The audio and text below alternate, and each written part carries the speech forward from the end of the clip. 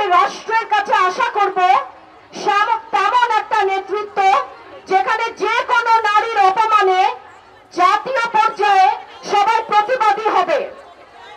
আমি তেমন সমাজ আশা করব যেখানে নারী এবং শিশুর অধিকার লড়াইয়ে সবাই দল মত নির্বিশেষে একত্রিত হবে। পরিশেষে বলবো, একটা দেশের অর্ধেক জনগোষ্ঠী নারীকে হেনস্থা করে কোন রকমের উন্নয়ন বাস্তবায়ন সম্ভব হবে না। আমরা সামনের দিনগুলোতে একসাথে থাকবো এবং নারীর যে কোনো হেনস্থায়, শিশুর হেনস্থায় একসাথে দাঁড়াবো ইনশাআল্লাহ।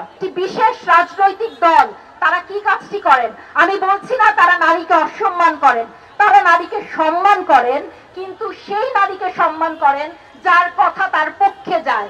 তাকে যদি আপনি প্রশ্ন করেন কেন আপনার দলে, গণতান্ত্রিক দলে কেন নারী আমির হতে পারবে না, আপনি যদি তাকে প্রশ্ন করেন কেন মেয়েরা 5 ঘন্টা কাজ করবে, 8 ঘন্টা কাজ করবে না, তখন সেই নারীটি তার পরিচয় যাই হোক না কেন, সে হিজাব করুক কি না করুক, সেই নারী বিধর্মী হয়ে যায়, সেই নারী কাফের হয়ে যায়। এই সাথে সাথে আমি এটাও বলতে চাই, পুরুষ আমাদের সহযোদ্ধা, পুরুষ আমাদের শত্রু নয়। তাই নারীর পাশাপাশি যেসব পুরুষদের কৈশব সাইবার বুলিং এর শিকার হতে হয়, আমি তার পক্ষে দাঁড়াই, আপনি তার পক্ষে দাঁড়াবেন।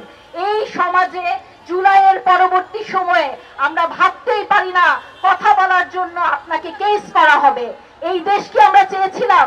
গত 1.5 বছরে নারীর প্রতি সহিংসতা যে হারে বেড়েছে, আমরা তার নিন্দা জানাই।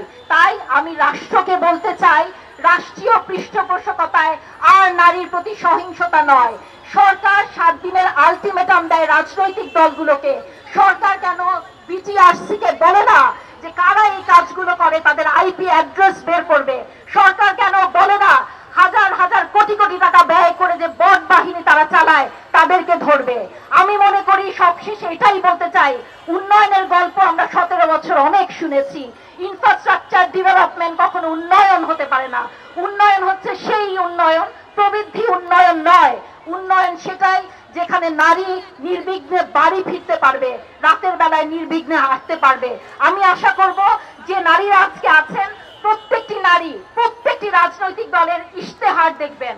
ইশতেহারে আপনি আমি আছি কিনা তা দেখে আপনার পরবর্তী ভোট দিবেন।